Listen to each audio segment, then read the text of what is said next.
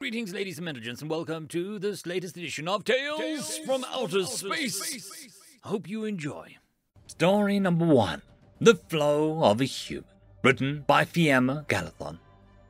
Humans! Oh, Giovanni! Humans! I never thought something or someone could be so horrifyingly beautiful. I never thought that there could exist such a species, so weird and so creepy. Until I met our new crewmate. His papers said that he was a male specimen of average height and colorization, considered adult, if still fairly young. The little photo attached showed his face, weirdly enough, more pink than blue or silver, topped with a mop of brown. Fur, I guess. But well, never judge a kill-keeper by its shell. I was fairly certain I could spot him with the thin crowd in the docks, especially that it seemed fairly uniformly Hull-Craxian, and these little furry merchants are, well, little. After a moment, I spotted a big, weirdly smooth figure approaching in roughly my direction from the station buildings. Oh, Giovanni, fingers! He's big. How will we fit him into the doors of the bath pool? The human, yes, I was certain it was him, stopped awkwardly right before me, so I needed to look up to see his face. Weird! Ow! Yeah, nope, not looking there. I needed to quickly avert my gaze because his eyes were so fecking blue. It physically hurt to look at him. Rubbing my eyes with one paw, I cleared my throat and let the translator interpret my words. Hi, I take it that you are the human Jasper, assigned to the vessel Hellwolder. The device sputtered for a moment and whirred to life. The words that escaped it were so smooth. I never heard something that smooth. The name of my ship sounded so harsh against the nearly musical language that the translator produced. The face of the human changed shape, like it was made of slime, and he responded in kind, voice nearly hypnotic. Yep, I'm Jasper. Nice to meet you. The delay of the machine made me nearly go crazy. I only now noticed the way his skin seemed to flow, his movements making the bulge and change shape, and yet every change looked carefully harmonic, like it was meant to happen. The human was creepy. Nice to meet you. I'm Sek. You can call me Sek. I gave him a short bow, my tail crunching against my back, as etiquette dictated. Jasper flashed his disconcertingly white teeth at me and copied the gesture, though he lacked a tail. My mind screeched at me the gesture should be familiar. Any other species never bothered in learning it, but it was a gesture of goodwill. Jasper hurt to look at. His body moved so smoothly, too seamlessly, like he was made of water instead of flesh. My brain started to genuinely itch. And then I made the worst mistake I possibly could. I looked him straight in the eyes. Too round, dark than the center of the dark spot surrounded the blue of the abyss, the blue that even copper salt couldn't reach, layered and convoluted, in the middle of a white sclera that had little red lines zigzagging through it. Firm and steely, hypnotizing and flowing, whispering to me. Sek, a nice name, Jasper smiled. That wasn't a smile. That couldn't be a smile. No one could stretch it so far. At me crouching down. I hope our work together will be long and pleasant. He stretched one of his appendages in my direction, something that I recognized as a handshake. I hesitantly moved my paw, completely unable to look away from his eyes. Looking hurt, but not looking would certainly hurt more. His 5 end digits wrapped themselves around my paw, firm, strong, and hard, yet so soft and pulsating slightly in the same rhythm that this one dark line on his neck was. I nearly blacked out. It was so wrong, so weird, so beautiful. Jasper was the worst nightmare I've ever encountered. And yet he was beautiful in a way that no one, not even I, could understand. End of story. Story number 2. The Interrogation, written by Ouijan Warrior. Agro Calambo looked around the compartment for the nth time, ineffectively straining against his restraints. The room was all but bare. Beyond a table, a chair for the human, and a hastily constructed sitting platform for him. There was just a row of cabinets against the far wall of the compartment, each latched door held. To Gogo was sure. Unspeakable horrors. Implemented to make him talk. Implements to bring him pain. Implements that he was physically trained and mentally conditioned to resist.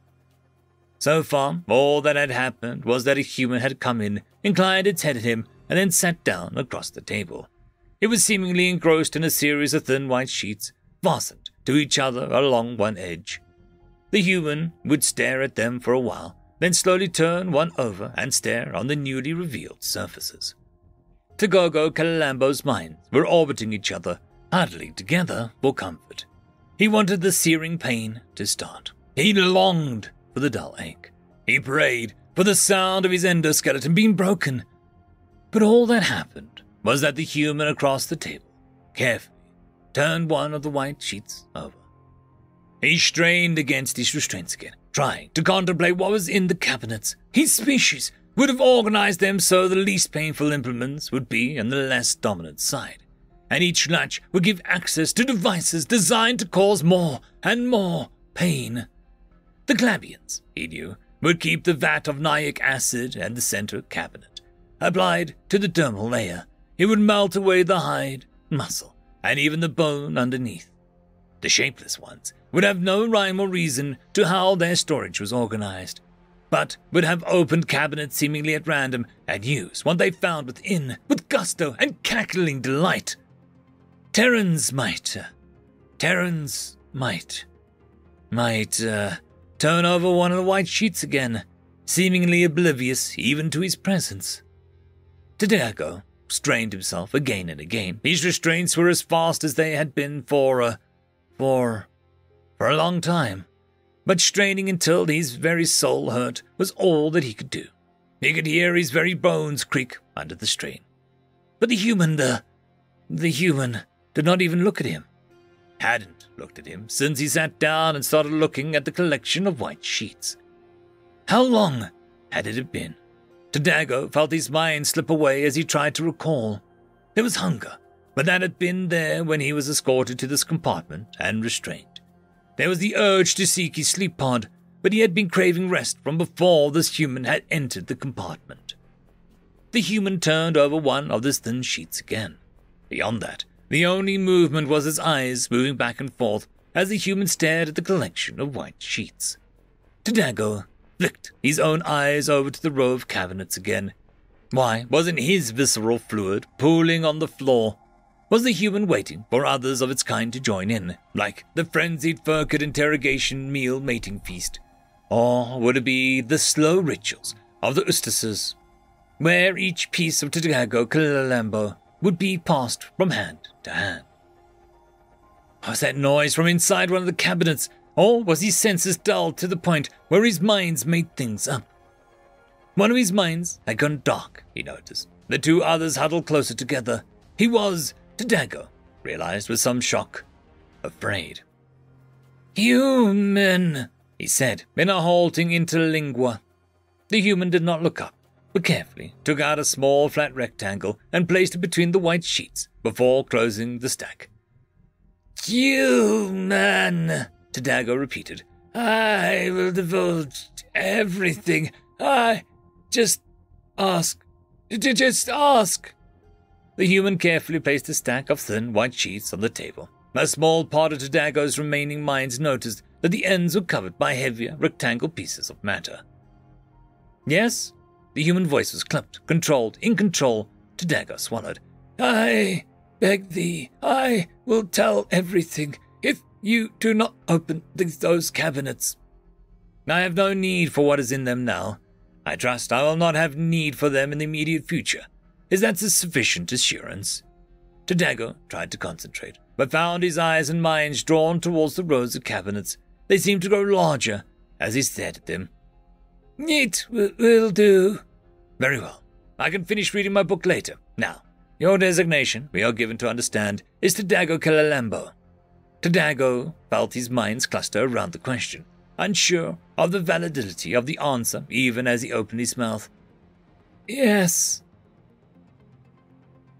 And just like that, Tadago told the humans everything he knew. And when he was done, the human opened one of the cabinets and gave him a standard multi-species ration pack and a water bulb. End of story.